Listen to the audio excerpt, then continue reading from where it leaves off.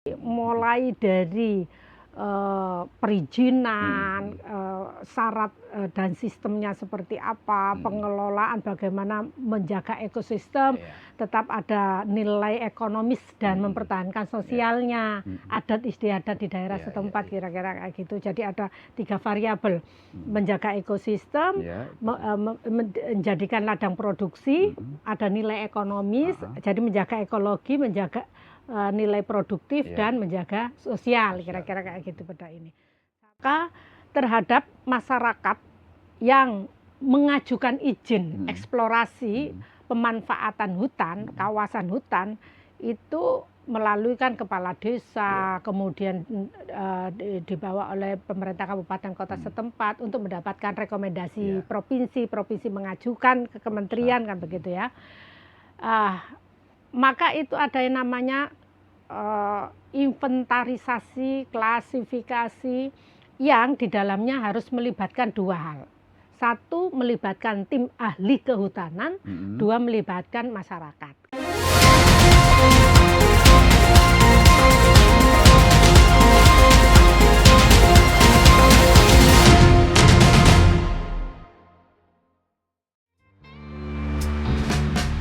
Lahir pada 11 Juni 1972, Anik Maslakah adalah sosok politikus yang berdedikasi. Kiprahnya di dunia politik semakin cemerlang saat menjabat sebagai Wakil Ketua DPRD Provinsi Jawa Timur sejak 13 Januari 2020. Sebagai istri dari Chamim Tohari dan ibu dari 2 orang anak, Anik tak hanya menjalani peran di keluarga dengan penuh cinta, tetapi juga terus menunjukkan kiprah luar biasa di dunia politik dan sosial. Kini juga memegang amanah penting sebagai Sekretaris DPW Partai Kebangkitan Bangsa Provinsi Jawa Timur. Perjalanan pendidikannya dimulai dari SD Negeri Panjunan Sukodono, berlanjut ke SMP dan SMA YPM Sukodono. Beliau kemudian menempuh pendidikan sarjana di IKIP Negeri Surabaya dan meraih gelar magister dari Universitas Airlangga. Tak hanya berkiprah di legislatif, Anik Maslakah juga aktif di berbagai organisasi. Beliau pernah memimpin PW IPNU Jawa Timur dan menjadi Ketua DPW Perempuan Bangsa Jawa Timur. Saat ini, beliau adalah Sekretaris DPW PKB Jawa Timur. Dedikasi Anik Maslakah juga terukir dalam karirnya. Pernah menjadi guru SMK YPM Sepanjang, beliau kemudian mengabdikan diri sebagai anggota DPRD Kabupaten Sidoarjo selama 2 periode. Setelah itu, beliau terpilih sebagai anggota DPRD Provinsi Jawa Timur selama 2 periode dan kini menjabat sebagai Ketua Komisi B DPRD Provinsi Jawa Timur. Dengan semangat yang tak pernah padam, Anik Maslakah terus memperjuangkan aspirasi rakyat, khususnya perempuan, pendidikan, dan kesejahteraan masyarakat. Sosok pemimpin yang tak hanya berpikir untuk hari ini, tetapi juga membangun masa depan yang lebih baik bagi Jawa Timur dan Indonesia. Assalamualaikum warahmatullahi wabarakatuh. Salam sejahtera dan salam sehat untuk kita semuanya. Tribuners, bertemu lagi dengan saya, Mujib Anwar, jurnalis senior Tribun Network dalam acara yang selalu ditunggu-tunggu, Gebrakan Wakil Rakyat di podcast DPRD Jawa Timur. Tribuners, Jawa Timur memiliki kawasan hutan yang memegang peran penting dalam menjaga keseimbangan lingkungan, sumber air hingga penopang ekonomi masyarakat sekitar. Namun, dinamika pengelolaan hutan, konflik kepentingan, serta tantangan kerusakan lingkungan menuntut adanya regulasi yang lebih komprehensif dan berpihak serta berkelanjutan. Oleh karena itu, DPRD Jawa Timur telah menggodok rancangan peraturan daerah atau Raperda tentang penyelenggaraan kehutanan.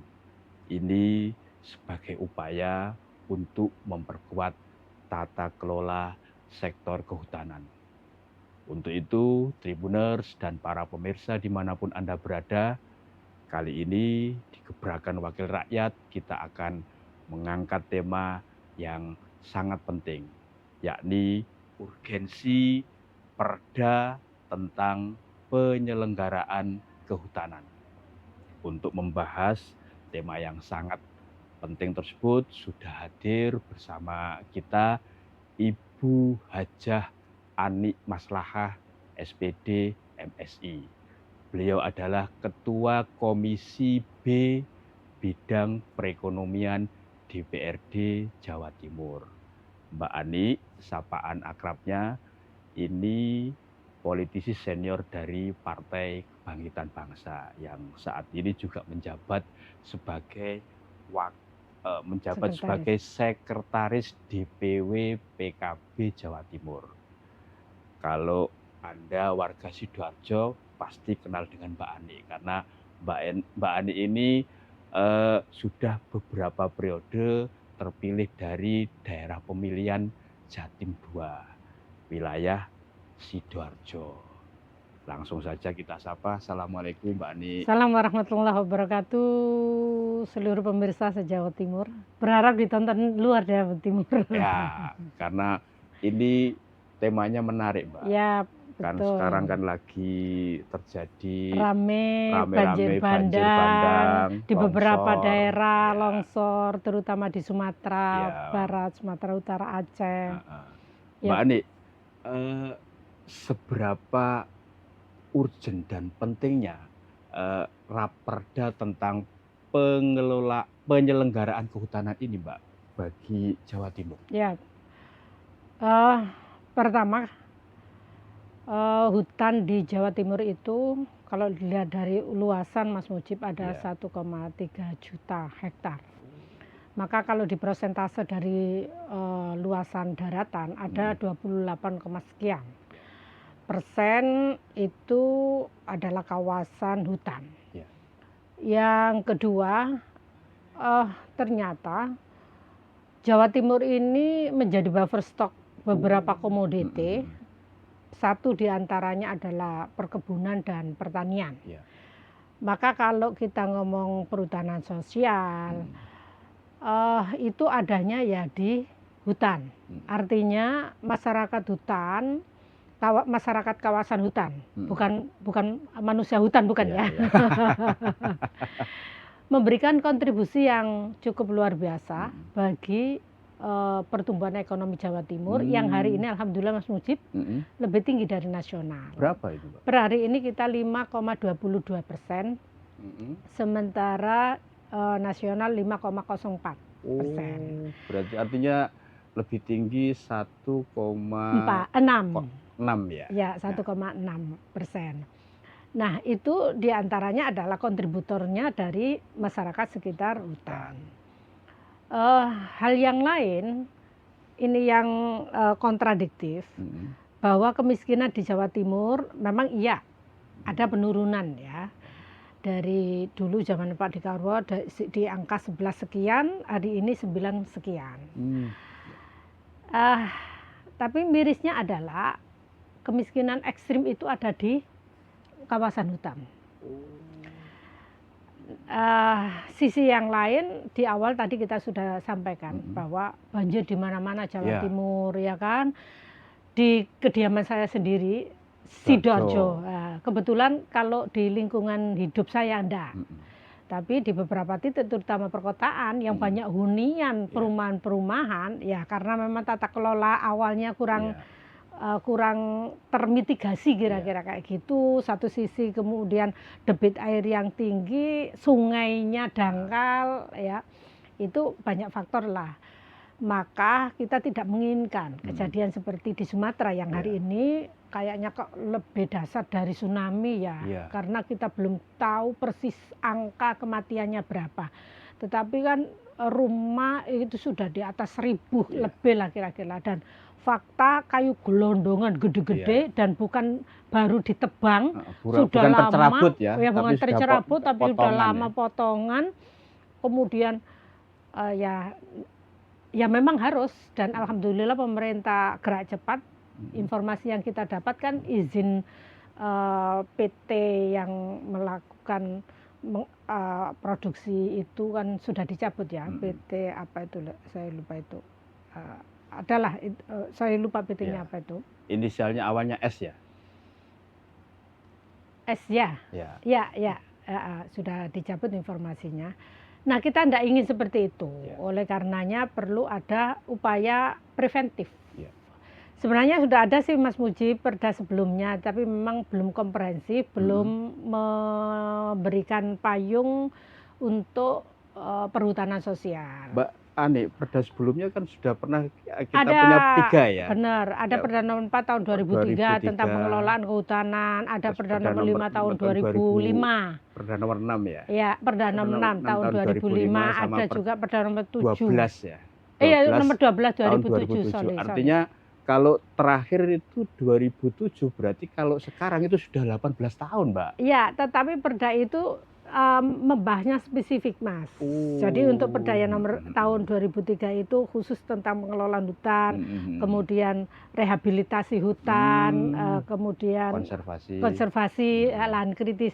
Ya. Nah, perda ini merangkum dari keseluruhan, makanya kemudian komprehensif, makanya kemudian dinamakan penyelenggaraan.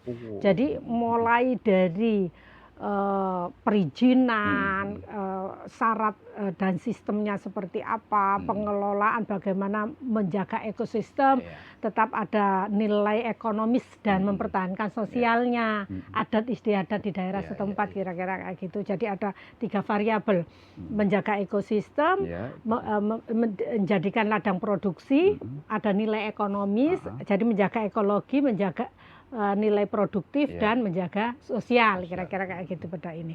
Sampai pada bagaimana kemudian pengelolaan itu dilakukan sesuai dengan norma yang ada, sesuai dengan regulasi yang ada, yang akhirnya ekses negatif salah satu terjadinya longsor, oksigen tanah, kemudian unsur hara tanah, karena kita ini kan menjadi salah satu sandaran perekonomian Indonesia. Jadi backbone ya? Backbone, sebut saja padi. Ya.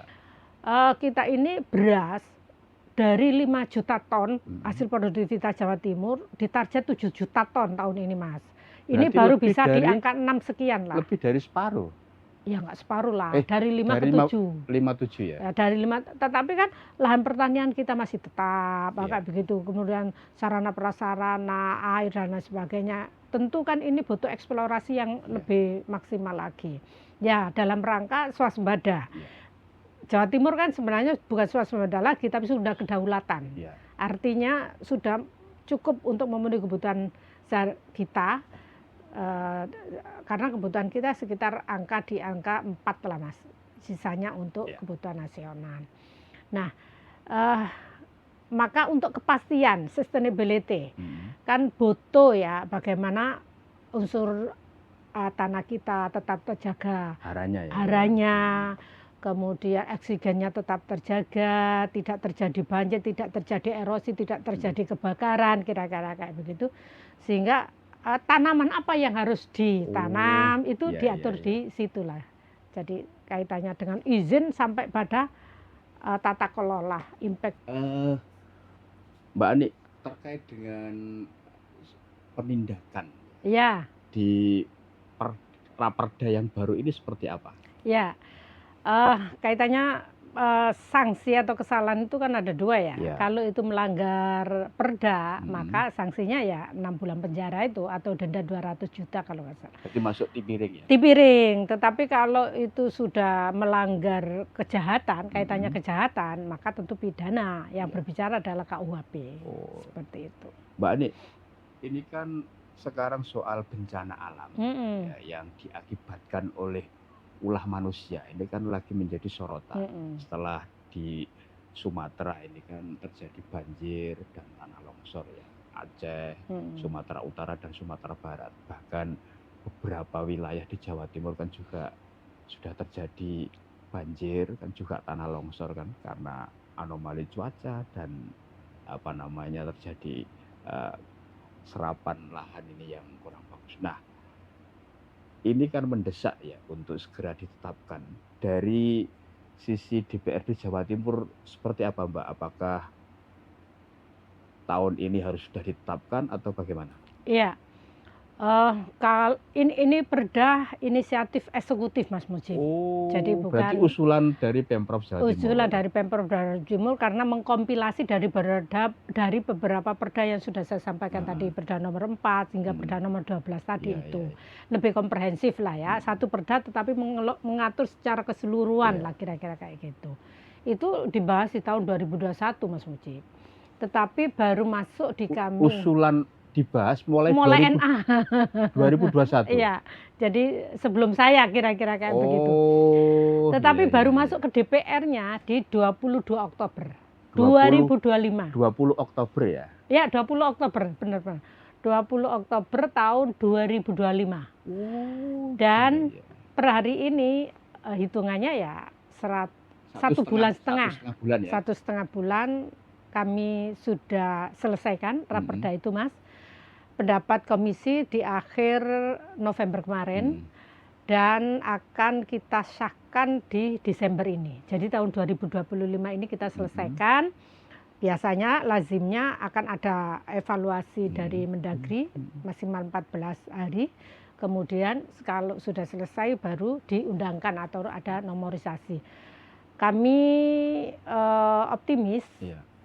kalau itu bisa dilaksanakan sesuai dengan deadline, maka Januari Februari sudah bisa start, sudah bisa dilaksanakan. Diundangkan ya? Diundangkan paling nggak di Belum. akhir Desember atau awal Januari. Kemudian karena ada beberapa amanah untuk membuat pergub, tentu harus membuat pergub.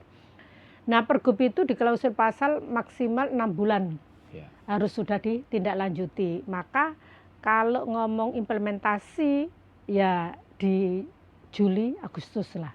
Ya. Ya.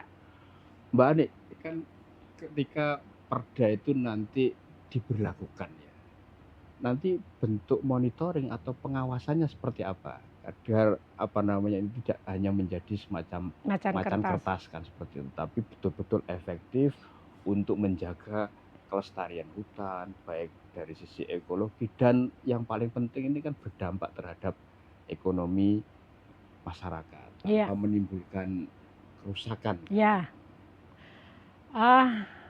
Salah satu klausul pasal yang di dalam perda sebelumnya itu nggak ada dan ini diatur adalah untuk implementasi dan pelaksanaan perda ini benar-benar dilaksanakan dengan baik, unsur keamanan ketertibannya terjaga, maka ada amanah pemerintah provinsi membentuk tim kerja. Oh, ada istilahnya panja ya?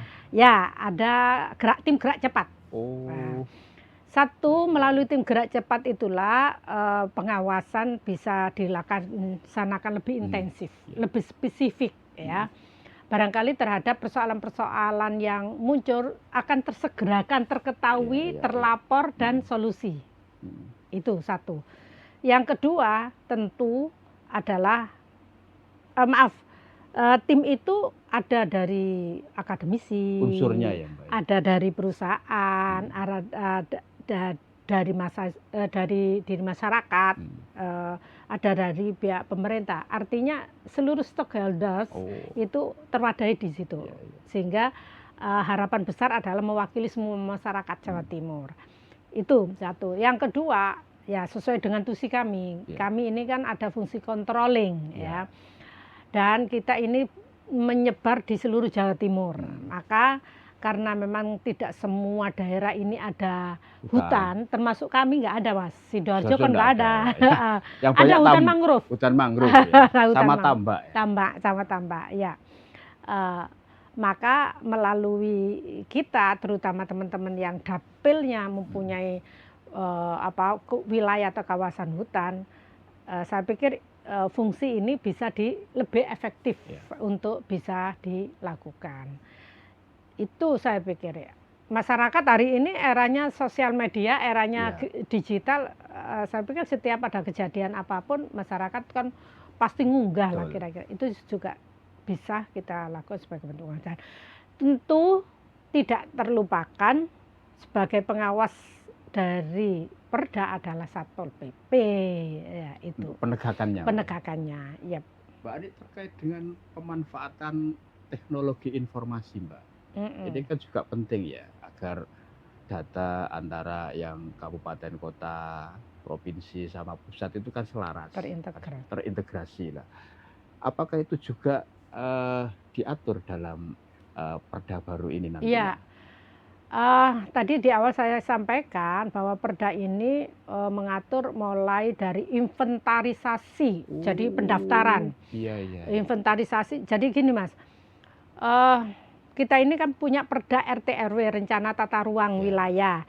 Di perhutanan itu juga ada sendiri RT RW-nya semacam kayak begitu, yang itu dibikin oleh pihak pemerintah melalui Balai Perhutanan Sosial. Kebetulan Jawa Timur ini zonanya ada di Yogyakarta. Jadi ada peta data istilahnya kayak begitu. Maka terhadap masyarakat yang mengajukan izin eksplorasi pemanfaatan hutan, kawasan hutan, itu melalui kan kepala desa, kemudian dibawa oleh pemerintah kabupaten kota setempat untuk mendapatkan rekomendasi provinsi mengajukan ke kementerian kan begitu ya. Maka itu ada yang namanya inventarisasi, klasifikasi yang di dalamnya harus melibatkan dua hal. Satu, melibatkan tim ahli kehutanan, dua, melibatkan masyarakat. Kenapa tim ahli kehutanan? Karena itu tadi harus ada keseimbangan ekosistem. Yang tahu benar bahwa zona ini mau diberdayakan menjadi hutan itu kan ada 4. Ada hutan lindung, ada hutan konservasi, ada hutan produksi, ada hutan apa satunya? Rakyat. Ada hutan rakyat, masing-masing ini sendiri-sendiri ya. Kalau lindung dan konservasi tentu ini lebih saklek. Jenis tanaman yang harus ditanam itu tidak boleh merubah dari fungsi hutan yang menjadi penjaga, menjadi penyerap oksigen dan lain sebagainya. Sehingga tanamannya ya harus kayu, harus menjaga flora fauna. Nah, yang bisa dikelola untuk kaitannya dengan pangan adalah hutan rakyat ya, dan hutan produksi itu kayu malahan, khusus kayu.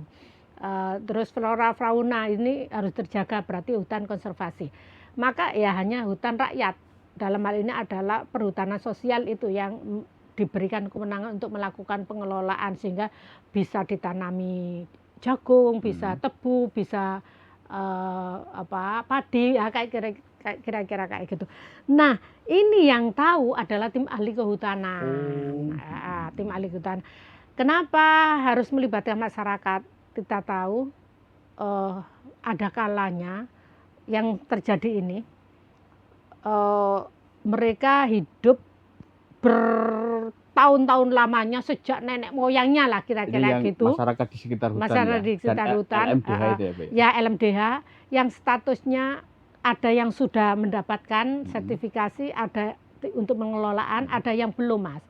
Ada kalanya dia itu merasa menggarap taruhlah 10 hektar. Ternyata izin yang dikeluarkan oleh kementerian hanya 5 hektar. Lah ini ada kalanya dia tidak mau melepas karena argumennya adalah ini sejak nenek moyang gue, kira-kira kayak begitu. Padahal sistemnya kan hanya hak mengelola, bukan hak milik, ya, kira-kira kayak itu. Penyadaran kayak begitu ini perlu melibatkan masyarakat agar terminimalisir yang namanya konflik. Artinya sosialisasi dan literasi terkait pemanfaatan hutan itu itulah, harus dilakukan ya, Pak? Itulah kemudian di Perda itu juga mengatur tentang pelatihan dan pembinaan, agar supaya ya itu tadi tidak terjadi konflik, pengelolaannya sesuai dengan peruntukan, bukan peruntukan, sesuai peruntukan, sesuai dengan mekanisme yang harus dilakukan lah kira-kira. Lah gitu-gitu itu yang tahu kan tim ahli dari kehutanan. Dua hal itu di dalam perizinan. Baru kemudian izin setelah dilakukan verifikasi dan lain sebagainya, izin dikeluarkan. Ketika izin dikeluarkan, maka fungsi berikutnya adalah pembinaan pelatihan itu. Mbak, dengan satu tadi Mbak Ani menjelaskan kan kawasan hutan di Jawa Timur kan 1,3 juta. 1,3 juta Nah, hektar. atas tadi ada hutan lindung, ya konservasi, terus produksi sama rakyat. Tadi kalau menurut Mbak Ani ini proporsinya masih cukup idealkah bagi Jawa Timur atau seperti apa? Masih ideal sih karena hutan lindung paling besar. Dari 1,3 itu 1,1-nya hutan lindung. Oh, artinya masih aman ya Masih untuk aman. bisa tetap menjaga agar ekosistem yang ekologi. ada agar kita kan tidak terjadi misalkan bencana yang saat ini lagi terjadi di Sumatera itu ya. Dan pernah loh kita terjadi beberapa tahun lalu di Jember. Ya, itu 2004. Oh, 2004 ya lama ya. 2004 itu yang longsor Panti ya. Betul. Ketika awal-awalnya. Itu kan bandang juga kan? Ya. Dan juga itu menjelang tahun baru ya, akhir tahun ya sepertinya. Dan juga Mas Mujib, aku ingat beberapa bulan lalu itu kejadian longsor di Pacet. Ya.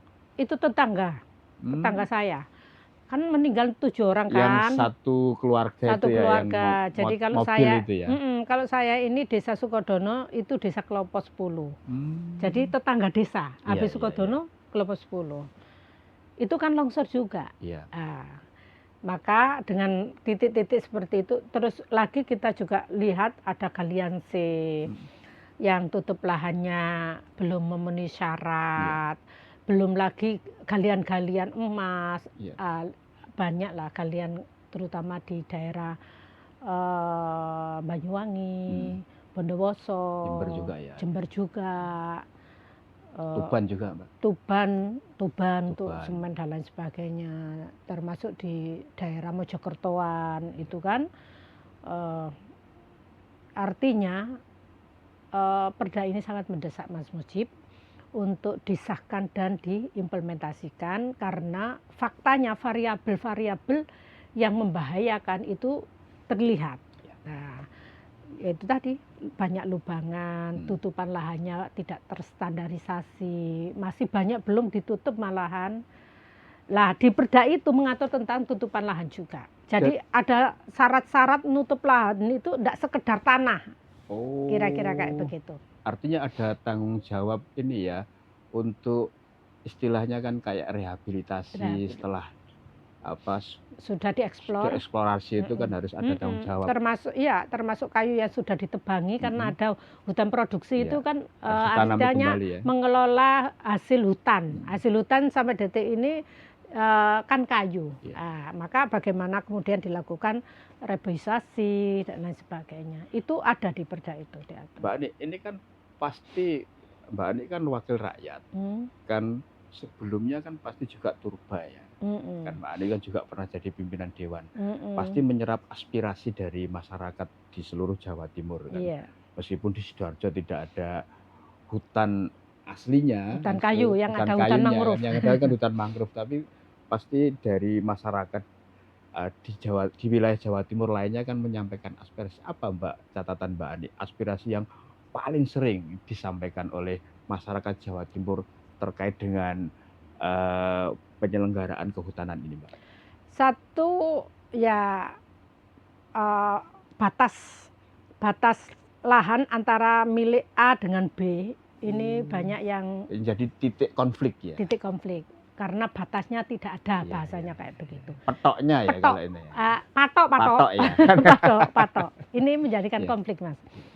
Yang kedua itu tadi, karena sudah turun-temurun, garap sekian lahan, ternyata SK-nya kok turun separuh, dia kan tidak mau hengkang. Ini juga menjadi konflik. Yang ketiga, bibit, Mas. Jadi dari pemerintah pusat itu ada sih lah bibit dari pemerintah provinsi yang miskin untuk anggaran itu. Makanya saya berharap dengan perda ini pemerintah provinsi harus lebih melirik lagi, lebih melihat. Selama ini hanya dilirik, kira-kira kayak itu, lebih melihat lagi bahwa ini kebutuhan urgent ya untuk bisa diafirmasi terkait dengan bibit. Kenapa? Karena bibit ini berpengaruh kepada ekosistem kelanjutan untuk bisa menjaga ekologinya, juga berkaitan dengan hasil ekonomi produksinya kan bagian gitu. Ketika bibitnya bagus, tentu kan hasilnya juga bagus. Nah, nyarisnya adalah Mas, di tengah beberapa titik hutan kita ini sudah gundul. Oleh karenanya kalau bibit tidak terfasilitasi oleh pihak pemerintah, hanya diserahkan sepenuhnya kepada masyarakat kawasan hutan, sengsara Mas. Nggak akan bisa maksimal. Saya tadi kan sudah ngomong bahwa kemiskinan ekstrim itu ya ada di kawasan sana.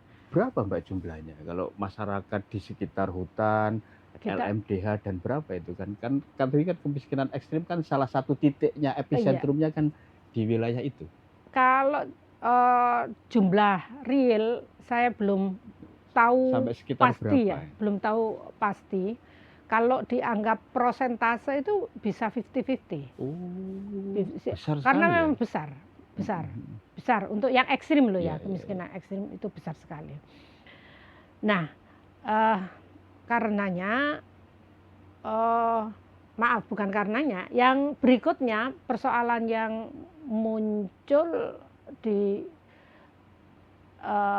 perhutanan sosial, mereka ini merasa ngurusnya angel, syaratnya itu ribet dan lama, ini yang dirasa oleh orang-orang. Ada lagi yang ini kami belum lakukan sidak untuk klarifikasi atau melihat kondisi faktual. Di Lamongan itu berdasarkan penuturan dari teman Komisi B, orangnya tinggal Lamongan, tapi dan dia nggarap di daerah Lamongan sana, Bojonegoro. Tapi SK yang turun itu di Madiun katanya. Maksudnya SK Persilnya? SK Persilnya. Lah, benar apa tidak kami belum melakukan klarifikasi. Ada katanya seperti itu. Berarti kan validitas data ini tidak akurat ya. Akurasi valid data. Berarti itu menjadi persoalan kalau itu benar. Ini kita akan sidak ke sana, kebenarannya seperti apa. Persoalan yang lain, nah ini yang paling utama Mas. Yang paling utama, masyarakat, hasil produksi hutan yang diakui oleh negara itu baru kayu. Akibatnya dua, bahwa terhadap hutan rakyat yang menanam kebutuhan pokok, padi, jagung dan lain sebagainya, horti, itu belum dianggap sebagai penyumbang pertumbuhan ekonomi. Akibatnya apa? Tidak jadi indikator ya? Tidak jadi indikator. Sehingga kemiskinan ekstrim tadi itu belum terekam dengan maksimal. Yang kedua, mereka sebenarnya sudah ngelola pertanian tapi tidak dianggap petani. Akibatnya belum menerima pupuk subsidi, belum menerima bantuan Al-Sintan karena dianggap kehutanan.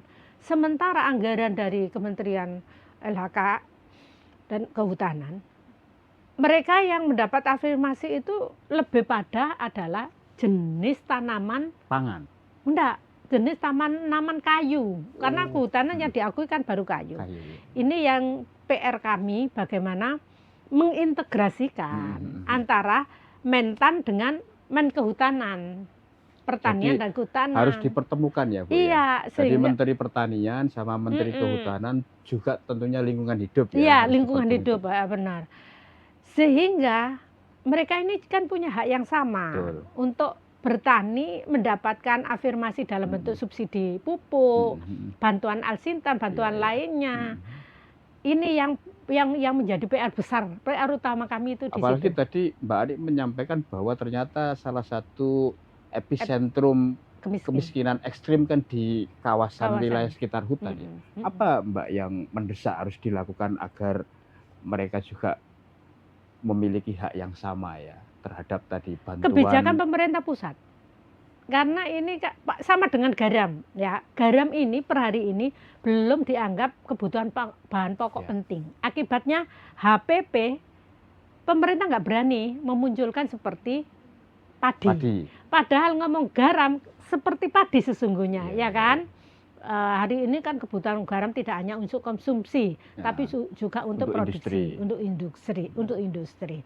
Tetapi karena mereka tidak dianggap bahan pokok penting, maka mereka nggak ada HPP. Akhirnya anggaran sangat fluktuatif. Sampai pernah 1 kilo hanya 400, padahal biaya pengelolaan di atas 1 juta, gitu-gitu itu loh Mas. Maka solusinya adalah ya pemerintah pusat. Inilah yang saya sampaikan, kita sesegera mungkin untuk berkoordinasi ke Kementan dan ke Menteri Lingkungan Hidup Kehutanan, ya ini untuk bersinergi bagaimana bisanya yang namanya tumbuhan atau jenis tanaman yang ada di hutan produksi, hutan rakyat ini Tidak hanya kayu saja, Mbak. tidak hanya kayu saja. Mbak, terkait alih fungsi lahan, Mbak, ini kan cukup besar di Jawa Timur.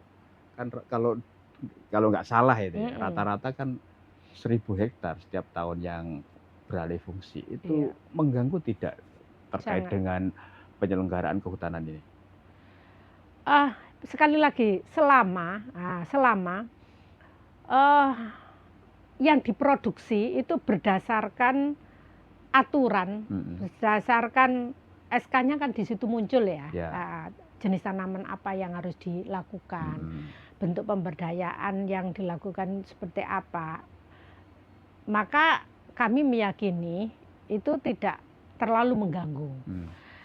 Tetapi kalau kemudian awut-awutan, rusak jadinya, termasuk penebangan liar, kemudian lahan tutupan atau rehabilitasi tadi tidak dilakukan, ya tentu tidak hanya banjir, Mas.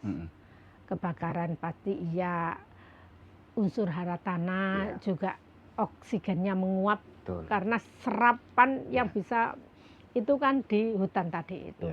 Jadi banyak sih memang ekses ketika itu tidak dilakukan oleh masyarakat. Makanya perlu ada pelatihan dan pembinaan. Di Perda itu sudah ngatur demikian. Mbak, kalau di provinsi lain ini kan seringkali viral ya. Ada penertiban misalkan hunian yang itu sebenarnya berada di kawasan hutan, yang itu menjadi jangkarnya ya untuk menyerap air agar tidak terjadi bencana alam lah. Apakah titik-titik seperti itu juga terjadi di Jawa Timur? Ya, kalau jadi gini, hutan di Jawa Timur ini yang hutan lindung itu satu yang langsung ditangani oleh Perhutani, yang kedua Tahura. Tahura itu ada di daerah Batu Malang lah, yang bisa dikelola. Surya itu. Betul, yang bisa dikelola oleh pihak provinsi itu satu-satunya. Ketika ada tanah longsor yang dipacet, kan pernah tahun berapa ya itu ya? Pacet, Cangar. Tahun berapa ya, lupa aku. Itu lama lah ya, 2006 2000-an ya itulah. Sebelum itu? Enggak lah, saya sudah di DPR kabupaten. Yang besar itu kan? Iya, besar. Yang sampai air padusannya ambrol itu. Ya. Maka itu kan jawaban bahwa ketika ada sebab akibat lah, ada akibat pasti ada sebabnya, pasti ada itu yang kemudian menjadikan yaitu bahaya longsor terjadi. Dan sampai saat ini kan titik di Pacet sampai Cangar itu kan masih terjadi tuh, Bu. Beberapa titik kan mesti longsor kan, kadang terutama musim hujan. Terakhir kan yang kejadian tetangganya jenengan itu kan. Benar. Artinya kan memang itu harus dimitigasi ya, agar potensi terjadinya bencana alam di Jawa Timur karena faktor itu tadi tidak bisa diminimalkan. Betul. Ya, di Perda itu diatur sih sebenarnya. Makanya dari awal perizinan itu diberikan, itu harus melibatkan tenaga ahli, harus masyarakat. Tujuannya kan demikian. Yang kedua, SK yang diturunkan itu harus dikelola sesuai dengan rambu-rambu yang ada. Yang ketiga, pendampingan dan pelatihan tadi itu, pembinaan. karena kalau dari sisi SDM begitu kan masyarakat sekitar hutan itu kategori masih di bawah dari rata-rata masyarakat umumnya yang ada di dataran rendah. Lah, maka penguatan kapasitas pembinaan itu harus terus, itu juga diatur. Ya dalam rangka itu tadi agar supaya bentuk mitigasi lah kira-kira kayak gitu. Kalau kemudian Mas Mujib nanya apakah sudah ada titik-titik yang dilanggar, kalau sudah pernah kejadian kebakaran, pernah longsor, pernah, ya itu jawaban bahwa memang ada yang dilanggar kan begitu. Mbak, terakhir, apa ini pesan dan harapan dari Mbak Ani ini agar keberadaan perda yang tadi disampaikan sebentar lagi akan digedok kan, ditetapkan ini nanti betul-betul bisa mengawal tentang penyelenggaraan kehutanan di Jawa Timur, baik jangka pendek, menengah maupun jangka panjang. Tentu ujungnya agar hutan dan lingkungan di Jawa Timur ini bisa tetap lestari dan itu berdampak terhadap perekonomian masyarakat yang ujungnya tentu adalah kesejahteraan. Berkurang masyarakat yang dengan ekstrim miskin, ya, kemiskinan ekstrim di wilayah sekitar hutan. Silakan, Pak. Ya, pertama kami berharap pada pemerintah pusat bahwa perlu ada kepastian terkait dengan status masyarakat petani yang ada di sekitaran hutan ini menjadi masyarakat menjadi petani yang masuk simultan yang kemudian mendapatkan bisa mengakses program-program pihak pemerintah mulai pupuk subsidi, bibit, alsintan dan lain sebagainya. Karena mereka mempunyai hak yang sama. Jadi tidak ada masyarakat petani dataran rendah, dataran dini, hutan tidak ada sesungguhnya. Nah ini ada di pihak pemerintah pusat. Yang kedua pemerintah provinsi. Kami berharap perda ini tidak hanya sekedar macan kertas belaka, sehingga norma-norma yang sudah diatur dalam regulasi termasuk juga keberpihakan budgeting untuk bisa memperkuat keberadaan masyarakat sekitar hutan ini harus lebih diperhatikan lagi dari dalam bentuk kebijakan secara umum maupun kebijakan anggaran karena sangat miskin sekali dari Jawa Timur.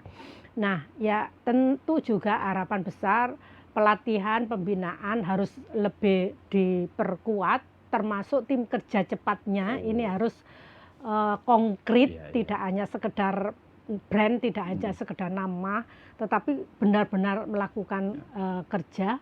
Maka kepada masyarakat secara keseluruhan, terutama kawasan hutan, berharap bahwa kelolalah hutan sesuai dengan SK yang sudah diterima berdasarkan aturan regulasi yang menyertai, sehingga lahan itu tanam apa itu ya harus dilakukan dan tentu harus bisa menjaga dua. Satu adalah ekologi, yang kedua menjadikan lahan ini produksi untuk menambahkan pertumbuhan kontributor dalam pertumbuhan ekonomi. Sehingga nanti akan sama-sama untuk masa yang akan datang ekosistem ini terjaga dengan baik dan produktivitas dari hasil hutan ini akan bisa menjadi nilai tambah bagi pertumbuhan ekonomi di Jawa Timur. Mbak Adik, berarti starting poinnya adalah ketika raperda ini nanti ditetapkan sebagai perda, agar tadi harapan yang disampaikan Mbak Adik bisa segera mulai diwujudkan, terrealisasi. Iya. Oke, Mbak Adik, terima kasih Sama-sama. karena sudah memberikan penjelasan secara utuh dan menyeluruh terkait dengan pentingnya raperda tentang penyelenggaraan kehutanan.